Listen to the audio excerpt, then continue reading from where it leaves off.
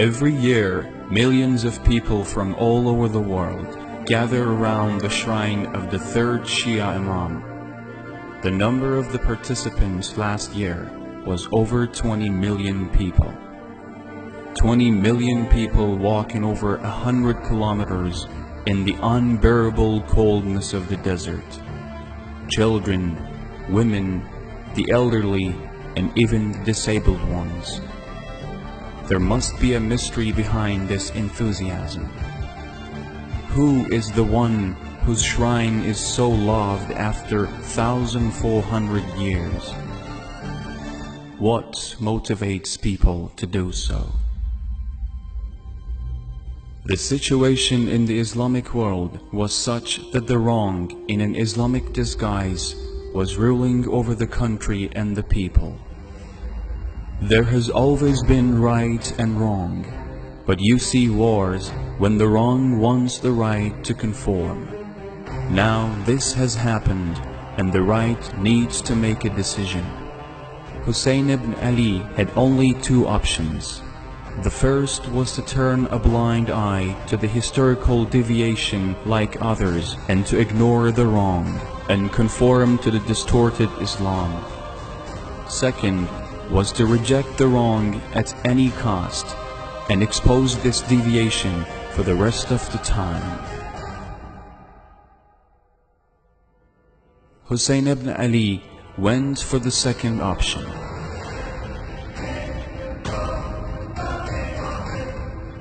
He takes his family with him. Therefore, a great sacrifice is on the way. The morning of the promised day, the wrong with hundreds of warriors stands in front of the right, with an army of less than 100. He and his followers sacrificed all they had to expose the brutality of the wrong Islam. From the moment that the war began, every second, the wrong Islam was exposed and the right Islam was revealed.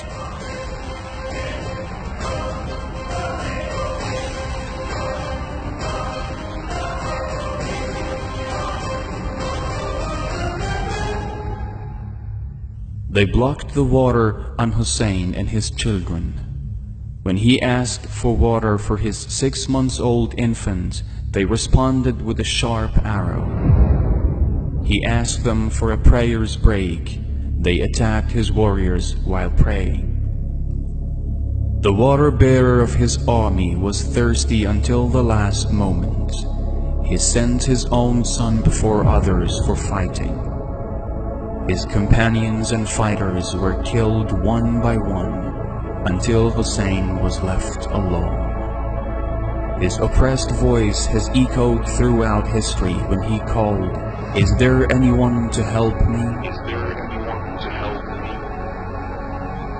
And now it was the time to sacrifice himself for the sake of freedom from oppression. After him, calamities did not stop. They burned the tents and imprisoned the survivors.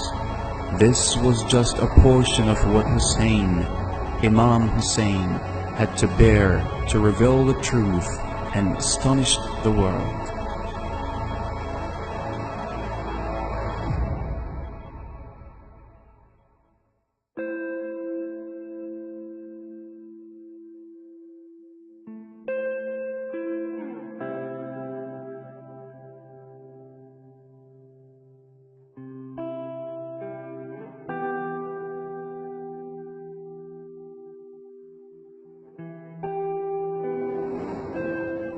That is why every year a lot of people walk the long distance to Karbala with their children to mourn the 40th day of his martyrdom.